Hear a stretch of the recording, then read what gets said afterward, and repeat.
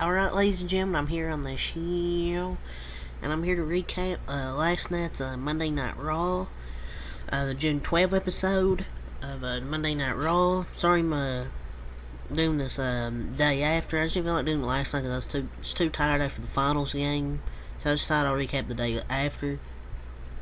But let's get into the June 12th episode. So since Asuka's got a new title, Seth Rollins, Roman Reigns, Rhea Ripley, as she comes out to start Raw, she's going to get a new championship. And Adam Pearce introduces her with the new championship, takes away the blue belt, the SmackDown title. And Rhea Ripley finally gets her new championship. And that's exactly what they did, what I thought they would do.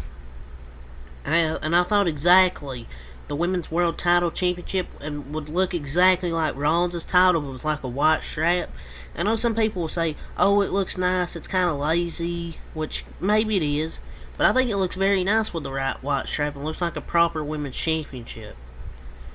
This title makes Rhea look legit. Now all Rhea needs is some competition, and I think we're golden with Rhea Ripley. Even though this title kind of gets, for some people say it looks lazy, I think it's probably the best looking title out of all of them. And Raw has the best looking titles compared to SmackDown. But I like it. I don't love it, but I like the title. I think it looks pretty good. But some people say it's ugly, which I won't argue. It could have looked better, but I think it looks good. But the Raw titles look really good. It's like actual Raw titles. SmackDown's kind of like toys. But I think it suits her.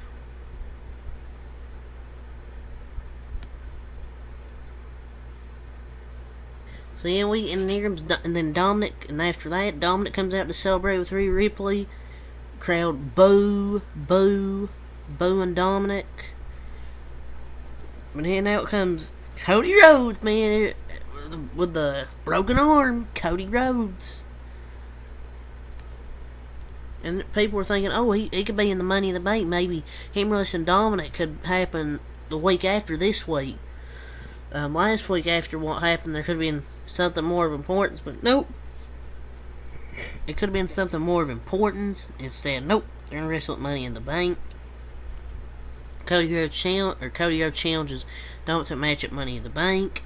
Pretty much Rhea Ripley accepts for him, because Dominic's a pussy. The Miz try to get a few cheap shots in. Cody Rhodes knocks him out of the ring.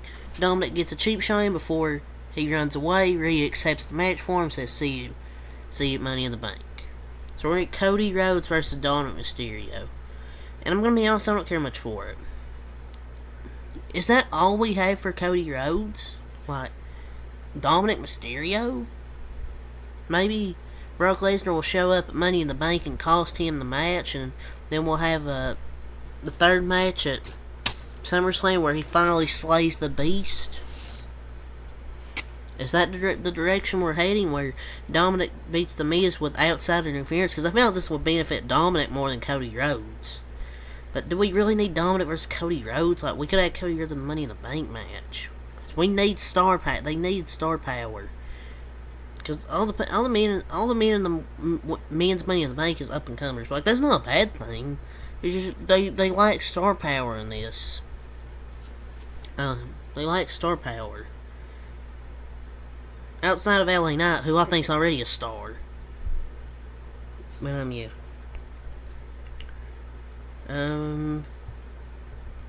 But he's not gonna be in the men's Money in the Bank ladder match. Instead, he's gonna wrestle Dominic Mysterio. So this year's field for the men, though it's talented, it makes a decision very easy for LA Knight. And Brock should interfere at Money in the Bank and Dom score a sneaky win. I think that would get Dom some more heel heat. And that would benefit him, because he needs a big win, because that would be the biggest win of his career, so. I don't know. I just don't really care for the match, though.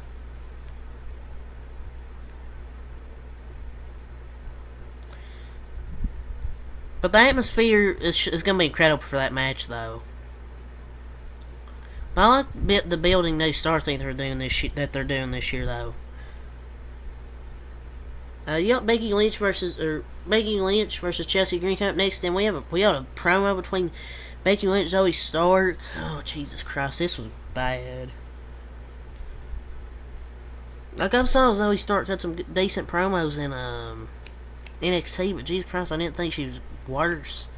Jesus Christ. Oh yeah, I didn't talk about Cody Rhodes and The Miz. They had a better match. Seth Rollins and Miz had a better match than whatever the hell that was. Cody and Miz just don't dance well together. Obviously, Cody Rhodes was going to win. He was going to lose to The Miz. So Cody Rhodes wins. Next week is the Becky Lynch and Zoe Stark thing. The back and forth promo. Jesus Christ. That was terrible. Does promo school not exist in this company? That back and forth was terrible. And I don't know why the hell Zoe Stark started screaming like that was bad. Like, she's decent in the ring, but she can't talk to save her life. Like, she won't make it far with mic skills like that. I don't know why she started fucking screaming. Becky combines jokes and cringe type pitches with seriousness in her promo. She's really good when she's serious on the mic, when she's actually serious and not just wrote scripts out there just to make cringe jokes. And Zoe's never been good on the mic. She might be in serious trouble if she can't improve on the mic. But I feel like any women's promo is just bad. Like, the women just aren't that good on the microphone. Like, Becky Lynch, when she's not serious, is bad. Zoe Stark, Bianca, don't even know what Asuka's saying because I don't speak the language she has. Io Sky, I don't know what the fuck she's saying. I mean, Chelsea Green's, I think, serviceable. Sonya Deville's a heel's really on the mic. But Jesus Christ, some of these people on the mic can't fucking talk worth a shit. Next, you got Matt Riddle versus Damian Priest after a backstage promo where they're just chatting. And all of a sudden, we know Finn Balor doesn't look in the best of moods. So I think this is starting to tease Finn Balor where Damian Priest, he's going to do all of his matches alone. They're going to say, well, if you want to do it alone, get the fuck out of here. They're going to change. They're going to switch out Damian Priest for JD McDonough in Judgment Day. That's what's going to happen. Which I'm for it.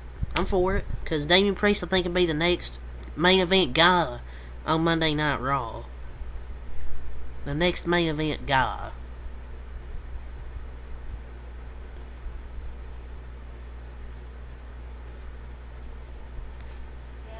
With all this money, but anyways, after that, this is probably the best out of the Money to Bank qualifying matches. And how good has Damian Priest become? He's just killing it, everything he is in. But yet people said he was buried after he lost to Bad Bunny.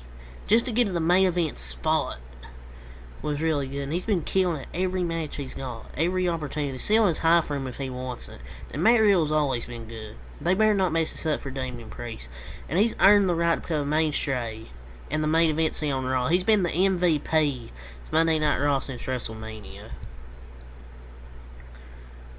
He's been consistent. He doesn't cause drama. He never complains and just works fantastically. I think he would deserve a world title run as a babyface. That was a great match, and Money in the Bank looks pretty good right now for the men's match. Yeah, Damian Priest wins, obviously. Imperium attacks Riddle, so I think we're going to set up for Riddle and Gunther for the Intercontinental Championship. I like that. Riddle versus Gunther. That match is going to slap. Literally. KO and Sammy are backstage with Imperium. So this match was originally supposed to be a tag match, but Imperium said, if they're that confident, put your tag titles on the line. Kevin Owens agreed, he accepted. So that was our main event for later in the night, the tag team titles. We have an Indus Sheer backstage promo. I really don't care for Indus Sheer. Like, yeah, they're good wrestlers, don't get me wrong. But it's just, all they're doing is backstage promos or whatever, and squash matches. How's that supposed to get me excited? Like, that's all they're doing. Squash matches and backstage segments. Next, you have Bronson Reed versus Ricochet, which was a pretty decent match. But obviously, it was a double DQ. It's Nakamura interfered. Or it's not a double DQ. Bronson Reed won't be a DQ. And then Ricochet shoves Nakamura, and he's like, what the hell, dude?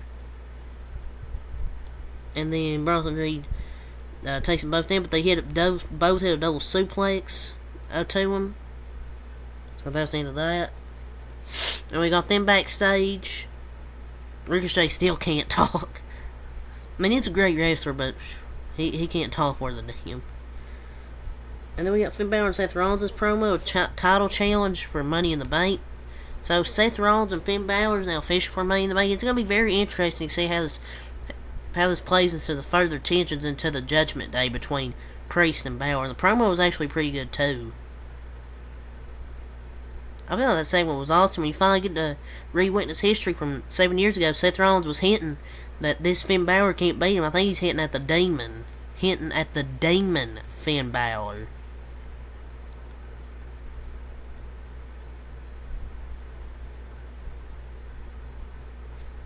But Seth is so over right now. They were singing this song for like 5 minutes, wouldn't let Finn Balor speak. Next we have Raquel and Shayna. Shayna wins, obviously. They weren't going to have Raquel win against Shayna. So Shayna wins. Then we have J.D. McDonough talking to Finn Balor backstage. I think this is starting to get some more little hints here that J.D. McDonough is going to join the Judgment Day. With Finn Balor replacing Priest, which I think will happen. Next we have Chad Gable versus Eric. Obviously Chad Gable gets the singles victory. I talked about in my news video that there's like this new something for Chad Gable. I forgot what it was. But yeah, if that's what it was, then I'm not interested. Chad Gable wins though. Maxine Dupree hit that arm drag on Valhalla. But Maxine Dupree was looking pretty good out there. You know what I'm saying? Next week, then we have the Logan Paul return announcement. Oh boy. Oh joy. Oh joy. Logan Paul is back. The scammer, Logan Paul. Rollins issues an open challenge for next week. These companies are getting way too comfortable with giving away open challenges. It just cheapens the titles and reeks like a creative.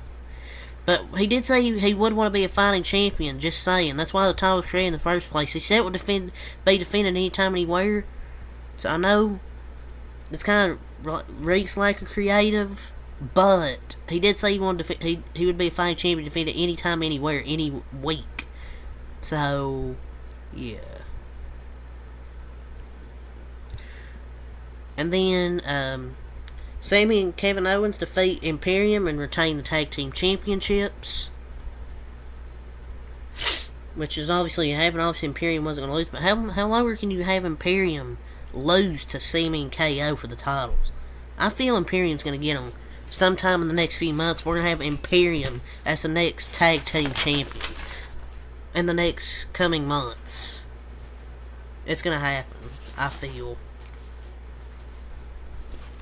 Yeah, that's all I'll say for this video, so until next time, Malcolm. I'll probably recap NXT, because there's nothing else really to recap tonight.